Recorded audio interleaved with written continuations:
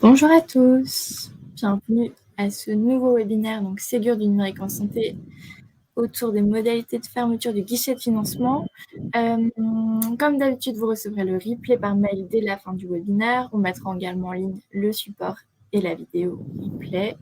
Et n'hésitez pas à poser vos questions dans le chat. On a plusieurs intervenants aujourd'hui qui sont là pour répondre à vos questions, donc n'hésitez pas. Je leur passe la main et bon webinaire à tous. Ok, je vais donc commencer. Bonjour à tous. Alors déjà, à tous les participants, merci d'avoir répondu positivement là, dans les délais courts à cette invitation. Et aussi, je veux réitérer un peu toute votre mobilisation sur le Ségur. En tout cas, c'est très précieux pour nous que vous puissiez participer à ces différents webinaires. En tout cas, moi, je suis ravi d'être parmi vous pour vous parler des modalités de fermeture du guichet de financement. Aujourd'hui, on va s'approcher bien sûr de cette date fatidique du 30-11. On a eu l'occasion de parler des modalités de dépôt de financement en septembre. Là, on se rapproche, donc ça fait l'objet de notre webinaire pour bien partager avec vous les règles du jeu qui auront lieu le 30 novembre. Donc, avant tout, moi, je me présente pour ceux qui ne me connaissent pas. Je m'appelle Jérôme Wojtkowski de l'Agence du numérique en santé et je suis en charge du pilotage des activités de l'ANS dans le cadre du programme Ségur. Et aujourd'hui, j'ai le plaisir d'être accompagné par l'équipe ASP au grand complet. Et donc, je vais laisser se présenter. Bonjour à tous, Aurélien Charbonnel en charge de coordonner les différents intervenants côté agence de services et de paiement. Bonjour, Majouba de Maison, donc en charge de la construction de la gestion des demandes de financement et d'assurer d'ailleurs justement derrière le suivi des instructions qui sont réalisées. Et bonjour à tous, Myriadec Fécamp, et donc moi je suis responsable de l'outil Portail Ségur pour l'ASP. Merci encore pour votre participation. Voilà, nous vous souhaitons la bienvenue. Oui, très bien. Alors, on va commencer. Déjà, on va avoir deux objectifs dans ce webinaire. Hein. À la fois un premier objectif où on va vous présenter et on va vous préciser toutes nos modalités pratiques, les règles d'usage liées à cette fermeture du guichet au 30-11. C'est vraiment aujourd'hui des règles du jeu qu'on va vous exposer pour que vous compreniez bien finalement qu'est-ce qui va se passer au 30-11 après le 30-11. Voilà. Pour que finalement vous ayez une bonne compréhension. Et dans un second temps, vous pouvez poser vos questions au fur et à mesure de notre présentation, mais on répondra à toutes vos questions à la suite de cette première présentation. Voilà. Donc, dans le déroulé, on fera juste un rappel très très bref du calendrier que vous connaissez par cœur. On vous partagera bien nos enjeux collectifs et quelques recommandations et de bonnes pratiques à l'approche et au 30-11. Et après, on va rentrer vraiment dans le dur du sujet avec des cas concrets, des cas pratiques. Si j'en compte telle situation, qu'est-ce que je fais? Comment ça va se passer? Et bien entendu, après, dans un dernier temps, réponse-question. On reste bien entendu dans le thème qui est tout ce qui est demande d'avance. On ne parlera pas dans ce webinaire tout ce qui est demande de solde. Ça fera l'objet d'autres webinaires plus tard. Voilà, notre objectif, c'est de vous donner tous les éléments et que vous, à la sortie de ce webinaire, vous êtes à la fois confiants et vous avez tous les éléments pour pouvoir faire vos dépôts et qu'on soit tous bien alignés pour cette dernière ligne droite. Voilà, quand je parle de dernière ligne droite, juste en 5 secondes, voilà, hein, aujourd'hui, on va faire bien un zoom sur cette date fatidique du 30-11-2022. Et sachez que derrière, après cette date 2022, ça se traduit par des installations, des mises à jour logicielles et donc derrière par des demandes de solde.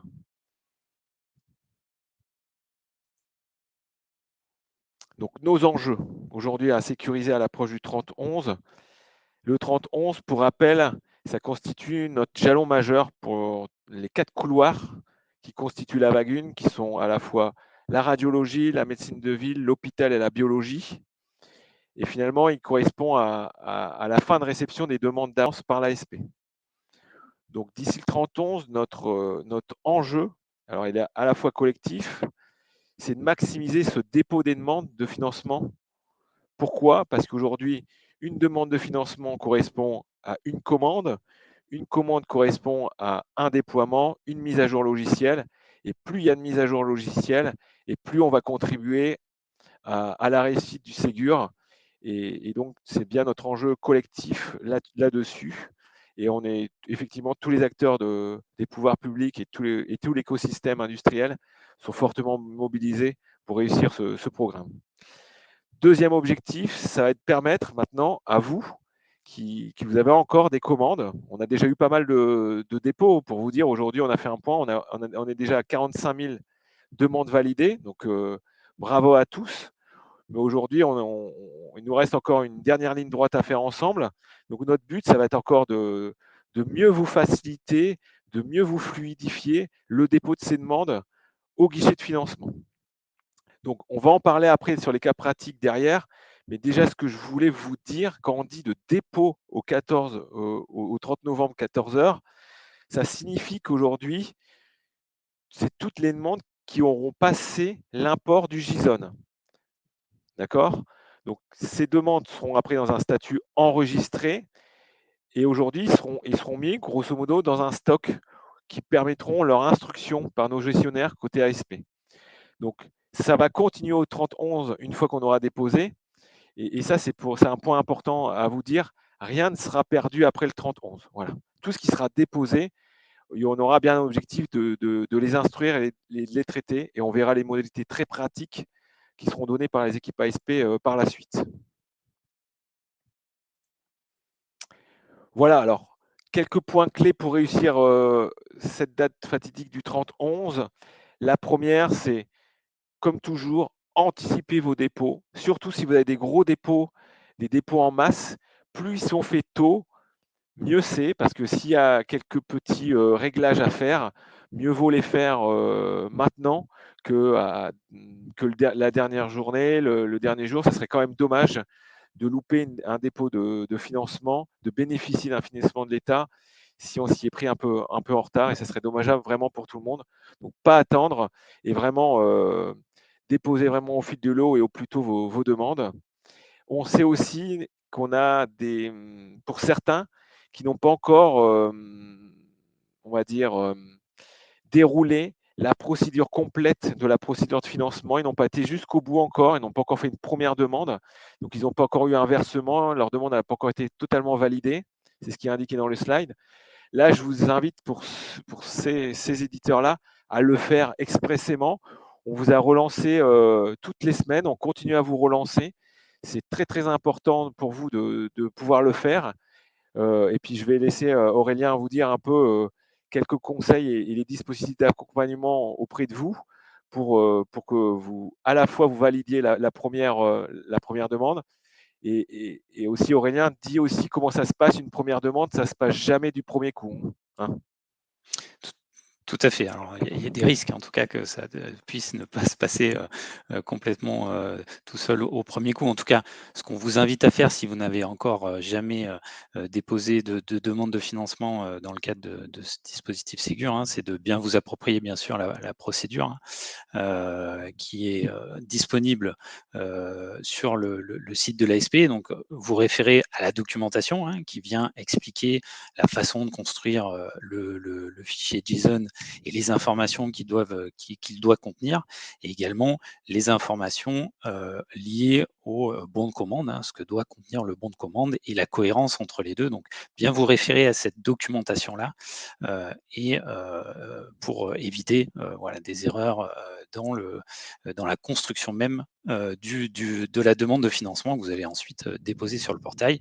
Et bien sûr, vous avez à votre disposition un guide utilisateur également sur le site de l'ASP qui vous explique complètement l'ensemble des écrans, des étapes que vous allez suivre pour ceux qui ne l'ont pas encore fait. À votre disposition également, vous avez un contact via un formulaire de contact sur le site que vous pouvez utiliser avant même de déposer une demande de financement.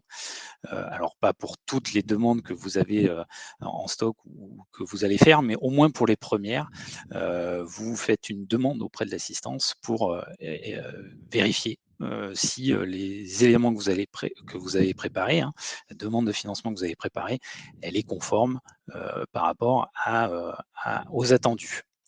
Et bien sûr, pour des cas un peu particuliers, outre l'assistance, vous pouvez aussi consulter régulièrement la foire aux questions qui est à votre disposition, hein, qui vous précise un certain nombre de points, des points qui peuvent poser un certain nombre de questions.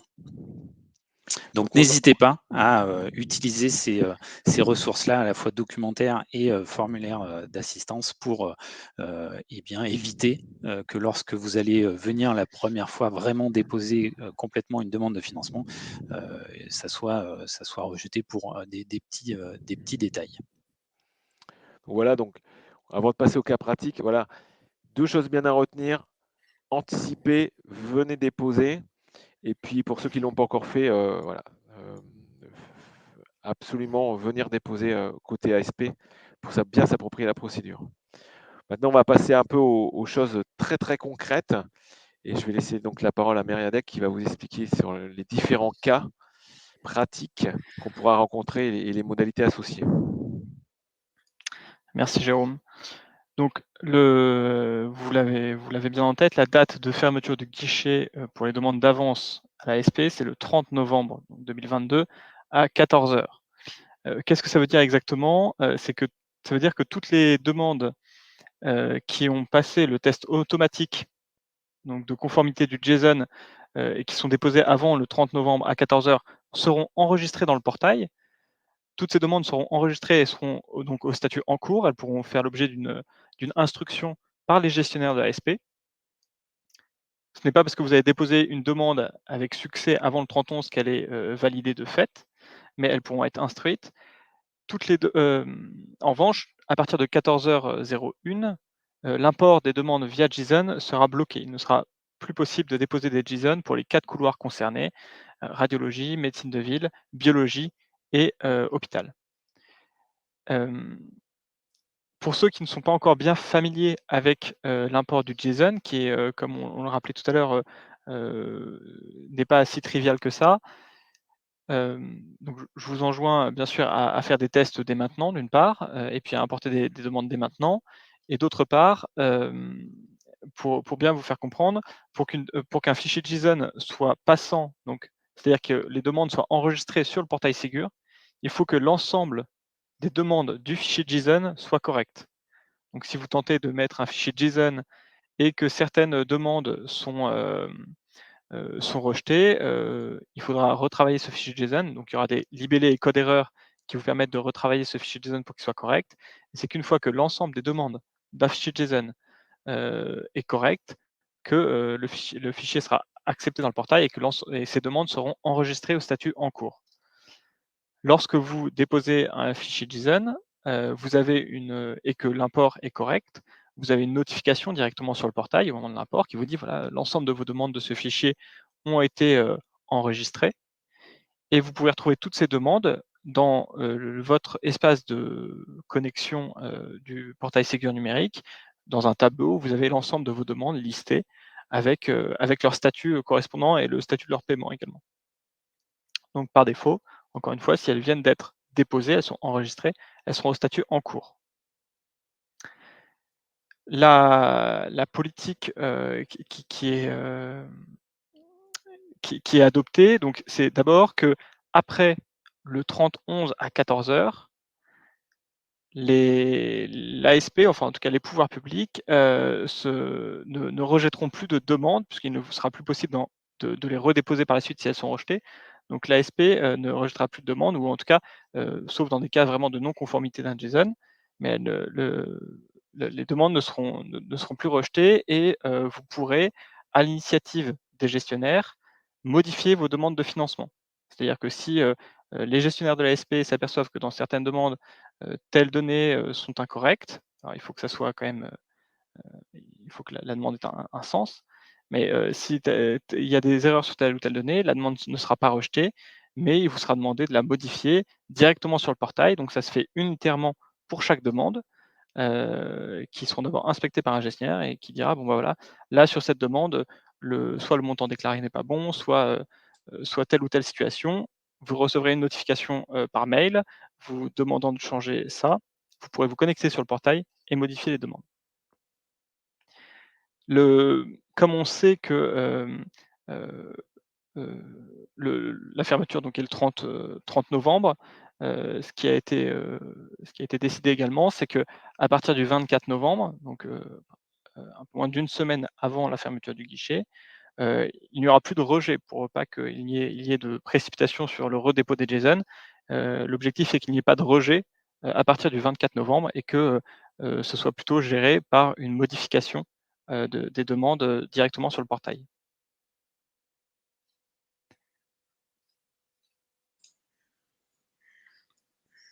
Majouba, je te laisse prendre la main sur la suite. Oui. Donc, après, donc, ces règles principales hein, et sur justement le dépôt de vos JSON, on a imaginé donc 4 cas dans lesquels vous allez pouvoir vous retrouver une fois que vos demandes ont passé donc les tests JSON et arrivent en instruction à l'ASP. Le cas numéro 1, alors là, c'est le cas que l'on rencontre aujourd'hui dans 93% des cas. La demande est conforme, elle est alors validée. Vous n'avez aucune action à faire, hein, si ce n'est derrière aller pouvoir faire votre déploiement et procéder à la demande, au dépôt de la demande de solde. Donc, quand elle est validée, c'est comme ça se passe actuellement. Vous recevrez un mail avec la décision d'attribution et par la suite le versement de l'avance, donc des 30% du montant qui était indiqué dans le bon de commande et que vous avez indiqué dans le JSON. Le cas numéro 2. Donc, vous avez déposé votre demande.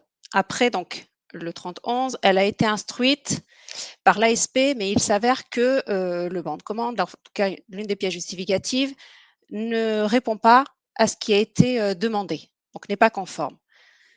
Là, c'est quelque chose que vous avez l'habitude également de recevoir aujourd'hui, hein, c'est qu'on va instruire votre demande, on va vous envoyer un mail pour vous indiquer les éléments qu'il va falloir revoir sur les pièces complémentaires. Et le dossier va passer du coup en attente de pièces complémentaires suite à l'instruction. En vous connectant sur votre espace privé, vous allez pouvoir avoir la main et aller déposer la pièce conforme et ça va repasser. Donc le dossier va pouvoir repasser en cours et être instruit de nouveau par l'ASP et suivre son cheminement habituel. Le cas numéro 3, donc votre demande a bien été enregistrée, elle arrive donc l'ASP, mais il y a une incohérence entre les informations qui ont été insérées dans le JSON et les informations qui sont dans les pièces justificatives qui accompagnent cette demande-là. Vous allez avoir donc du coup de ce côté-là un nouveau statut au niveau de votre demande. C'est ce que expliquait Mériadec. On ne va pas vous rejeter votre demande, mais on va vous demander de la modifier. Donc la demande va passer en statut à modifier. Vous allez recevoir également un mail vous indiquant les champs qui sont incohérents. Vous allez pouvoir vous rendre sur le portail privé avec votre connexion privée et vous allez pouvoir modifier directement votre demande sans passer par le dépôt d'un nouveau JSON. Vous allez pouvoir modifier les champs qui seront ouverts. Je pense notamment à la date du bon de commande qui ne correspond pas à la date de signature ou des éléments comme ça. Une fois que vous avez complété, vous allez du coup la valider et elle va repasser chez nous en statut en cours pour une nouvelle instruction par l'ASP et suivre son cheminement habituel.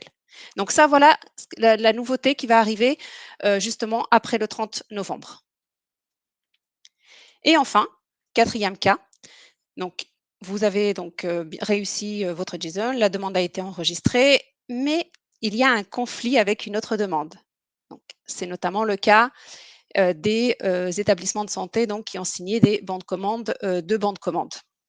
Donc là, nous, on prend le point d'informer les éditeurs par le conflit pour que vous puissiez le résoudre. Voilà, pour que vous puissiez le résoudre et entrer en contact avec l'établissement, le professionnel de santé concerné. Une fois le conflit résolu, et en cas de besoin, hein, on utilisera la fonctionnalité de reprise de l'instruction du dossier initial rejeté. C'est-à-dire qu'on va pouvoir, un dossier qui avait été rejeté, on va pouvoir le remettre en cours et le réinstruire. Donc, il faut savoir que les éditeurs qui sont concernés par la problématique des doublons de demande ne seront pas pénalisés par la fermeture du guichet puisqu'il n'y aura plus nécessité de redéposer une nouvelle demande. On reprendra la demande qui avait déjà été déposée et rejetée pour cause de doublons. Ouais, donc Majouba, pour compléter, point très important là-dessus. Je sais qu'il y a eu un certain nombre de questions là. récemment sur ce point-là, hein. Voilà. En tout cas, sur des demandes qui sont aujourd'hui en conflit, qui ont été, on va dire, rejetées, elles seront bien identifiées, notamment en conflit. Donc, on sera, comme le dit bien Majouba, en capacité de les faire réinstruire, de les modifier suivant le traitement qu'il y aura eu et ce qui aura été convenu entre les éditeurs et le bénéficiaire. Donc voilà, pas d'inquiétude, suivant les différentes situations, on pourra revenir sur cette demande rejetée, hein, voilà, ou en conflit. Elles Tout à seront fait. bien identifiées.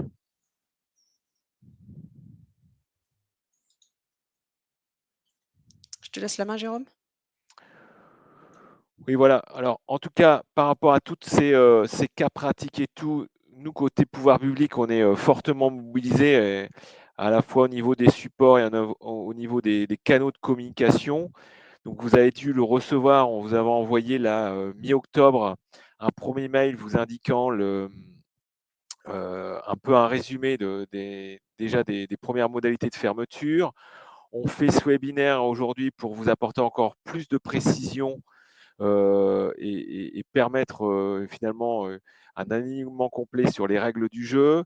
On a aussi publié sur nos différents portails respectifs au niveau industriel ANS, donc sur la page de financement. N'hésitez pas à aller consulter les pages et aussi côté ASP, on a fait des publications. Je ne sais pas si Myriadec ou Aurélien, vous pouvez en dire plus. Il y a une pop-in qui est indiquée aujourd'hui, notamment sur notre portail ANS, qui vous indique le décompte des jours qui vous restent. Et côté ASP, Côté ASP, il y a eu donc sur la page internet de l'ASP, il y a eu une annonce qui a été faite pour spécifier donc les modalités de fermeture du guichet. Et sur le portail à la fois, alors sur le portail public, c'est-à-dire quand vous essayez de vous connecter, vous avez également une pop-up qui vous indique la date de fermeture en vous disant bien de faire vos demandes de financement. Et de même sur votre espace privé, vous avez une news qui vous rappelle les bonnes pratiques et notamment si vous les bonnes pratiques pour vous enrôler si vous l'êtes pas, pardon, pas vous enrôler, mais pour déposer vos demandes de financement le plus rapidement possible, notamment si vous n'en avez jamais fait. OK. Et donc, voilà, hein. De toute façon, si vous avez toute question à vous poser ou tout point de confirmation à faire, n'hésitez pas. Le point de contact là-dessus, là, sur tout ce qui est financement et fermeture, ce sera l'AU de l'ASP qui vous donneront toutes les précisions et les réponses à vos différentes questions. En tout cas, là, avec ce que vous voyez là, on a mis côté pouvoir public, on est fortement mobilisé. On a mis un certain nombre de moyens de communication. On a nos AU. On souhaite vraiment vous accompagner dans cette dernière ligne droite pour venir déposer et que ce soit que le Ségur sur cette vague 1 soit une réussite complète. Voilà pour terminer, pour faire un peu de projection. Donc quand même, ce qu'on dit, hein, c'est que il y aura un stock qui va rester après le 30-11 qui sera instruit. Aujourd'hui, on ne va pas mettre de deadline pour pouvoir instruire ces demandes. Ça va être à vous. Donc nous, une fois que côté l'ASP, ils ont pris connaissance de votre demande et reviennent vers vous sur une non-conformité, ça sera bien à vous de piloter vos demandes, c'est-à-dire de les mettre en conformité par rapport aux recommandations et aux précisions de l'ASP. Donc aujourd'hui, si une demande d'avance finalement n'a pas pu être validée parce que vous n'avez pas réussi à la mettre en conformité associée, elle ne fera pas de demande de solde et donc derrière, elle sera perdue. Le but, ce n'est pas notre objectif. Donc, ce qu'on va bien vous demander, c'est de suivre vos demandes. Nous, on va les traiter assez rapidement, mais s'il y a une non-conformité, on va vous notifier. À vous aussi de prendre en charge ces non-conformités, de les traiter au plus vite pour que derrière, le stock de demandes d'avance soit totalement traité et que derrière, on puisse avoir plus que des demandes de solde. Donc ça, c'est bien notre enjeu. Là-dessus, aujourd'hui, après, une fois qu'on aura cette étape, pour juste qu'on se projette, c'est bien entendu, vous l'avez commencé à le faire, bon, on reste encore avec des volumes faible, c'est bien entendu réaliser vos déploiements, vos mises à jour et venir après vous déposer vos demandes de solde auprès de l'ASP. Là aussi, dans le cadre de nos collectes de données, je sais très bien que tout le monde joue le jeu et renseigne ses différentes prévisions au sein du portail industriel. Plus on a une meilleure visibilité sur votre prévisionnel de déploiement, et plus finalement on va savoir comment va arriver le flux au niveau des soldes dans les prochains mois. Voilà. Donc, premier enjeu, pour rappel, bien sécuriser ce 3011, venez déposer en masse vos demandes, les traiter derrière le plus rapidement possible, nous on est mobilisés. De votre côté, réactif pour traiter les non-conformités, et après, prévisionnel demande de solde et dépôt demande de solde pour que derrière, cette vague 1 soit une totale réussite. Voilà, on a fait le tour de notre côté. On a voulu vous donner un certain nombre d'informations et d'instructions. J'espère que c'est clair pour vous. Alors j'aimerais avoir quand même un petit retour parce que c'est toujours important de savoir aujourd'hui si les informations qu'on a données, parce que dans cette dernière ligne droite, il faut que ça soit absolument le plus clair possible. Alors n'hésitez pas, on est là pour, encore une demi-heure normalement avec vous. Si vous avez des questions, on est là pour y répondre et vous donner toutes les précisions possibles. On nous dit que c'était très clair. Alors, je vais reprendre les questions dans le chat. Première question, si la demande est à l'état décidé et rejetée, pourra-t-elle être validée s'il s'avère que la demande était recevable? Du coup, ça, c'est ce qu'on précisait tout à l'heure. Une demande qui a été rejetée éventuellement à tort, une fois que voilà, il y a une enquête qui a été faite pour déterminer si finalement elle est recevable, elle pourra être effectivement remise au statut en cours puis validée sans avoir à déposer de fichier JSON. Donc la fermeture du portail n'empêche pas la réinstruction d'une demande qui a été au préalable rejetée.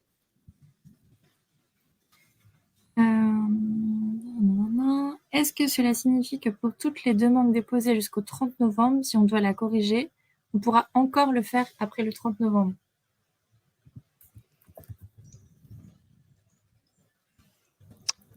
Je n'ai pas vu la question là. C'est dans questions, je pense, Jérôme. Dans l'onglet questions, ouais. Ah oui. Alors, je regarde simplement. Oui, donc après le 30 novembre, effectivement, vous pourrez. Alors, ça ne sera pas à votre initiative, mais si des demandes, il s'avère que certaines de vos demandes que vous avez enregistrées, qui sont en cours, qu'un gestionnaire de l'ASP a instruit, sont non conformes, le gestionnaire vous demandera de modifier certains éléments et vous aurez la main pour modifier sans repasser par un fichier JSON. Donc effectivement, ça sera possible après le 30 novembre. Toutefois, il faut que ce soit des demandes qui soient quand même... Il faut qu'elles aient passé le test JSON déjà. Oui, il faut qu'elles aient Oui, passé elles le sont là. C'est ça. Oui, de toute façon, si elles sont là après le 30 novembre, c'est qu'elles Voilà. ont passé le test JSON. Tout à fait. Donc voilà, donc ça sera possible de modifier. Et je vous confirme aussi, il n'y a pas de délai. On ne vous donne pas de deadline. Au final, la deadline, elle est naturelle. Hein. C'est le 28 avril. Hein. Donc aujourd'hui, c'est ce que je disais. À vous aussi de piloter vos différentes demandes. À la fois, nous, on est mobilisés et vous mobilisez pour que derrière, on puisse finalement mettre en conformité le plus vite possible les demandes d'avance si elles présentent des non-conformités après le 30 novembre. Voilà. Comme ça, on ne se met pas de deadline. On t'a répondu à la question d'après. Autre question. Pour une demande faite en juillet, il y a eu une erreur de la part d'un autre éditeur qui a indiqué le finesse de notre établissement dans un devis DPI. De ce fait, cela bloque notre devis. L'ASP doit annuler le bon de commande sur demande de l'ANS. Quand allez-vous faire cette annulation? On va peut-être pas traiter tous les demandes. Je ne sais pas si vous voulez répondre là ou si ça Oui, on le on fait. ne va pas répondre en détail, ça effectivement. Ouais. On ne va pas répondre en détail, mais ça fait, parce que ce n'est pas l'objet du webinaire, mais en tout cas pour vous donner, on a publié aujourd'hui côté FAQ là, un peu les règles du jeu là, sur les doublons. Aujourd'hui, côté ASP, ils ont mis en place la procédure d'annulation des bons de commande. Il y a à la fois une procédure à suivre. Donc, ça veut dire qu'aujourd'hui, ce cas-là va être traité. Et comme on l'a dit tout à l'heure, même après le 30 novembre, il y aura, ces doublons, ils feront l'objet finalement d'un besoin entre les éditeurs et leurs bénéficiaires pour dire qui va devoir avoir cette commande, parce qu'il y a une règle d'unicité. Donc, une fois que finalement cette situation est réglée entre les parties, les éditeurs reviendront à l'ASP pour dire qui a le droit vraiment à cette commande pour ce bénéficiaire-là. Et derrière, on fera les opérations associées d'annulation ou de réaffectation de finesse, et donc à la fois toujours après le 30 novembre. Donc pas de souci là-dessus. Et les règles, elles sont exposées sur notre site, et vous pouvez aussi contacter l'AU pour plus d'informations. Merci. Autre question. Que faire en cas de fusion récente de plusieurs établissements rendant impossible l'élaboration d'une cotation et d'une commande?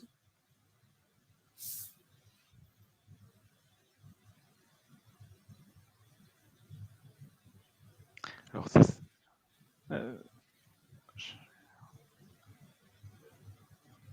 Si on résume, hein, c'est qu'on vous n'aurez pas la possibilité d'obtenir un bon de commande signé avant le 30 novembre. Hein. Je pense que c'est ce qu'on doit comprendre. Oui. Oui, là, ça veut dire qu'aujourd'hui, si effectivement vous attendez qu'il y ait une fusion effective, si effectivement vous attendez cette fusion-là, vous ne pourrez pas faire votre bonne de commande et qu'il ne faut pas la déposer. En tous les cas, on pourrait quand même, faut voir si vous ne pouvez pas le faire avec celui qui est aujourd'hui. Mais alors ça c'est un sujet qu'on est en cours d'instruction sur les changements et les fusions. Donc aujourd'hui, on pourrait vous donner comme pratique, vous faites avec ce données qu'on a, et après on pourrait gérer ça, parce qu'on est en train de gérer une problématique sur les fusions et les changements d'établissement.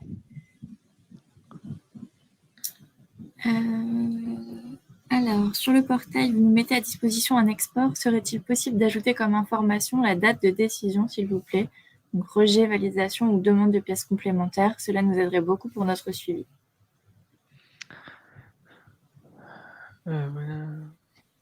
J'imagine que vous voulez parler de l'export qui est, oui, côté fournisseur. Vous pouvez exporter l'ensemble des demandes, de vos demandes sous format CSV, l'ensemble de vos demandes, et effectivement, ça comporte les informations. Mais la date de décision, il me semblait qu'elle y était. Je vais vérifier, mais je le note dans mon backlog.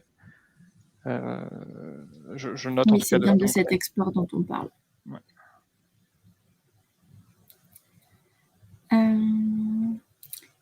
Pour la date du 28 avril, il est écrit VA et MOM. Qu'est-ce qui est attendu? Les deux. Et la VA correspond-elle à la mise en production? Alors là c'est pareil, on est dans un webinaire côté fermeture du guichet et demande d'avance, comme je l'ai dit en début. J'ai juste donné 2-3 éléments de réponse, mais on va pas s'étendre. On va avoir des webinaires spécialement soldes qui vont être prévus dans les prochaines semaines. Mais aujourd'hui, voilà, pour certains couloirs, c'est une VA parce qu'aujourd'hui, le client est en capacité de signer ce document, et ça prouve qu'il fonctionne comme attendu. Et une MOM, la MOM, c'est pour certains couloirs, notamment, et certains sens, dans lesquels l'éditeur valide par lui-même le bon fonctionnement. Là-dessus, je vous invite à aller voir notamment les modèles de bons de commande et de MOM VA qui sont sur le site de l'ASP et qui vous indiquent dans le cadre de vos sons si vous devez envoyer une VA ou devez envoyer une MOM. Voilà. Et on fera d'autres webinaires pour vous donner plus d'informations là-dessus. Merci Jérôme. Dans le couloir radiologie, nous avons eu le cas où le numéro AM a été déjà communiqué par un autre fournisseur. Le JSON est donc rejeté. Pourriez-vous réouvrir l'analyse ensuite pour renseigner le nouveau numéro AM?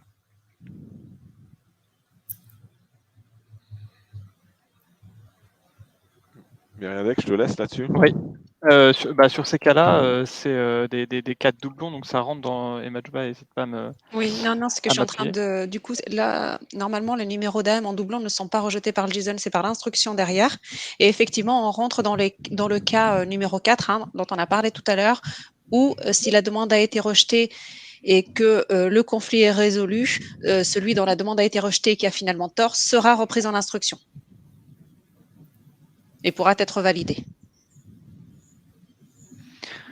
De manière générale, lorsqu'il y a quand une demande est rejetée pour conflit, si parce que quelqu'un a déposé une autre demande avec ce même numéro de bénéficiaire, que ce soit un numéro AM pour la radiologie, FINES, PMSI pour l'hôpital ou autre, si vous voulez contester, il faut envoyer un mail à l'ASP pour qu'on se saisisse du cas et qu'on puisse instruire les choses en conséquence.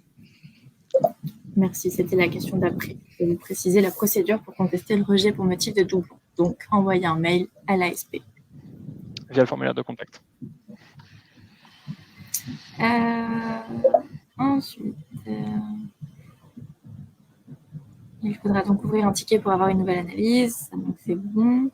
Bonjour. Pour les 4 clients multi-entités juridiques en bio, est-il possible d'avoir un exemple de JSON?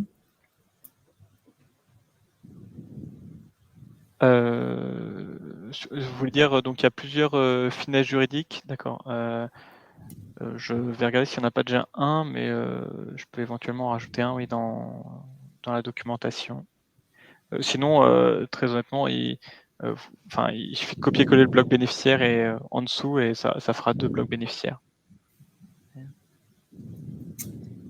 On nous dit il est dommage qu'on ne puisse pas tester la validation du JSON nous-mêmes, il faut passer par le support. Alors, si vous êtes enrôlé, vous pouvez tester sur le portail. Vous avez un simulateur, vous n'êtes pas obligé d'aller jusqu'au bout, vous simulez et puis si c'est bon, vous pouvez importer, mais vous pouvez les utiliser seulement comme simulateur.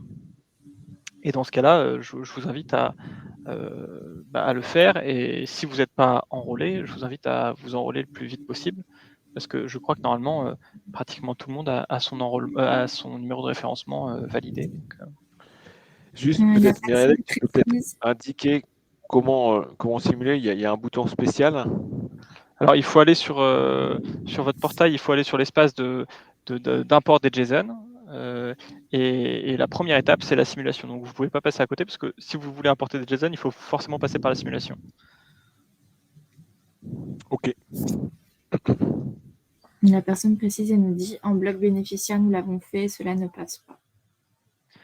Dans ce cas-là, n'hésitez pas à nous envoyer un message via la U. On va vous répondre, et je vais regarder pour mettre un fichier exemple multi-bénéficiaire juridique. Alors, on dit réponse du support, c'est uniquement accessible pour les médecins.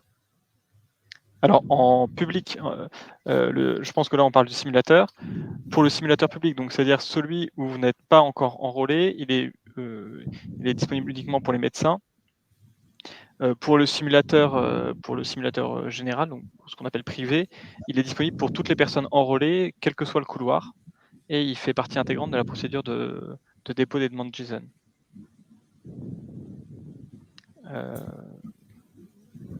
Alors, j'ai fini de jongler entre le chat et l'onglet questions, et je pense que je ne suis passée à côté de rien. Mais si jamais j'ai oublié votre question, n'hésitez pas à la reposer. Et n'hésitez pas à poser d'autres questions, c'est le moment.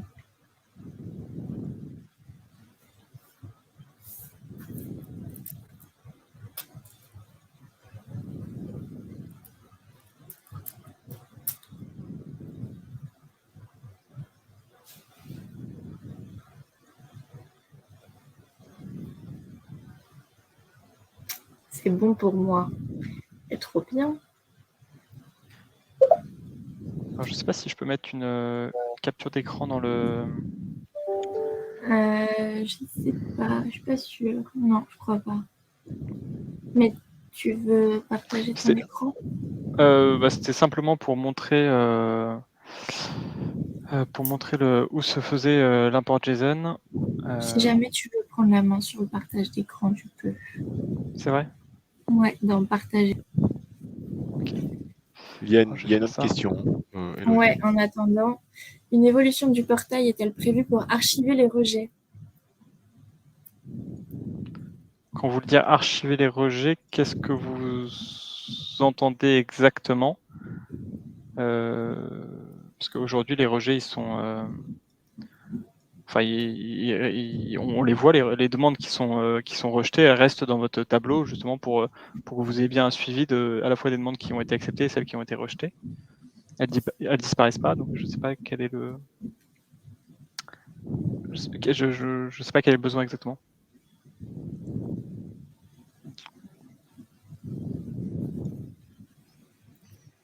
En tout cas, aujourd'hui, Myriadeck, tu confirmes toutes les demandes, en tout cas, restent. C'est ça, hein? Ah oui, il n'y a pas de, supprimées. Donc il n'y a aucune demande supprimée, ouais. toutes les demandes qui ont été faites depuis l'ouverture du guichet, elles sont là, hein, c'est ça, hein, aujourd'hui. Elles sont On présentes. nous dit Ouais, nous ouais, allons archiver Voilà. le rejet une fois traité. C'est-à-dire traité. Il s'affiche plus de façon à ne pas avoir de doublon avec le nouveau dossier accepté. Le nouveau dossier accepté, normalement, il y aura un autre numéro de financement, donc de dossier, donc c'est pas le même dossier de fait. Après, je sais pas de votre côté, peut-être que pour le suivi, je sais pas comment ça fonctionne, mais en tout cas, nous, ce qui est sûr, c'est qu'il faut absolument qu'on garde toutes les demandes pour que justement, si par exemple il y a un cas où on a rejeté et qu'on doit revenir sur ce rejet parce que il y a eu un conflit de doublon de bon de commande, des choses comme ça, il faut qu'on puisse rouvrir la demande. En tout cas, la fonctionnalité dont vous parlez, il faudrait peut-être la définir plus précisément, mais elle n'est pas dans notre, on l'a pas aujourd'hui planifiée.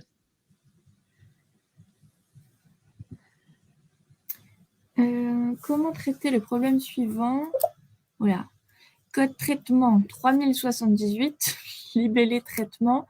Chaque numéro finesse géographique doit correspondre à une occurrence du référentiel des finesses géographiques. Alors ça, c'est une question vraiment de support.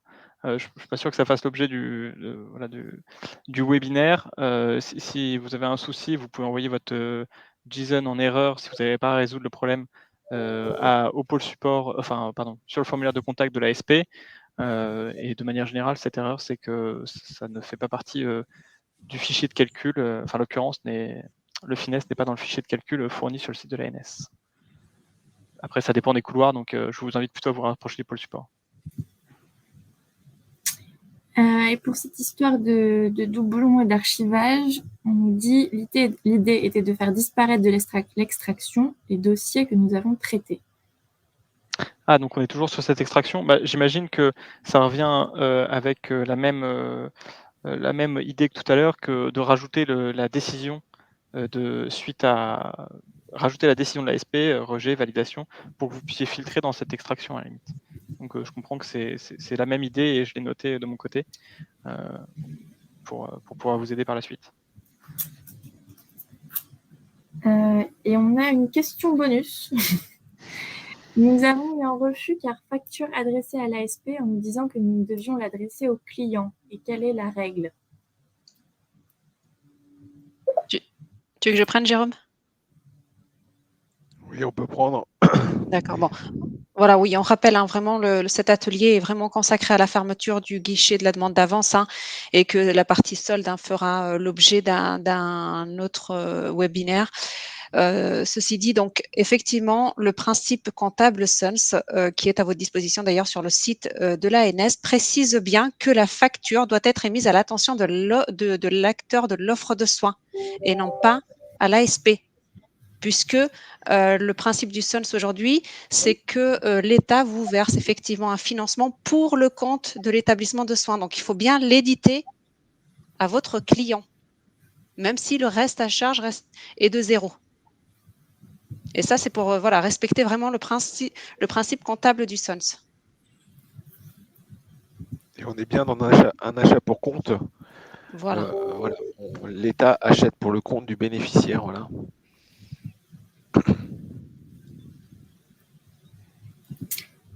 Voilà, on n'a pas d'autres questions.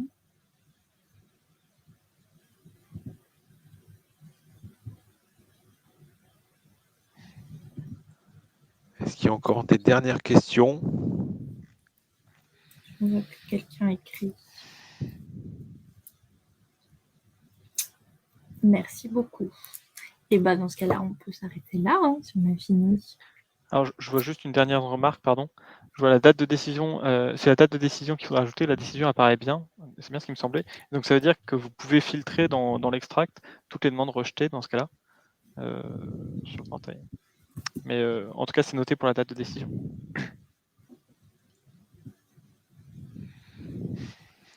On va juste encore attendre légèrement.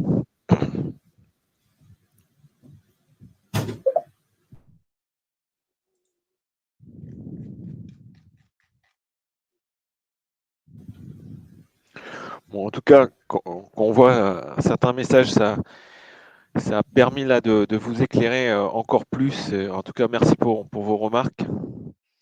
En tout cas, ça nous aide aussi et j'espère qu'on est tous là pour vous accompagner dans cette dernière ligne droite. On va juste encore attendre un peu.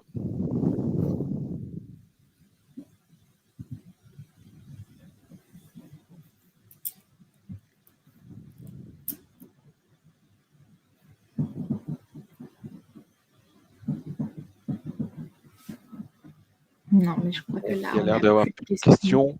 En tout cas, merci beaucoup encore pour votre participation, pour votre mobilisation sur le Ségur. Et puis, on attend avec impatience tous vos bons de commande, vos dépôts de demande d'avance, pour que derrière, on puisse être tous bien au rendez-vous au 30 novembre. Et encore, merci encore et à très bientôt alors. tous. À bientôt. Bonne fin de journée.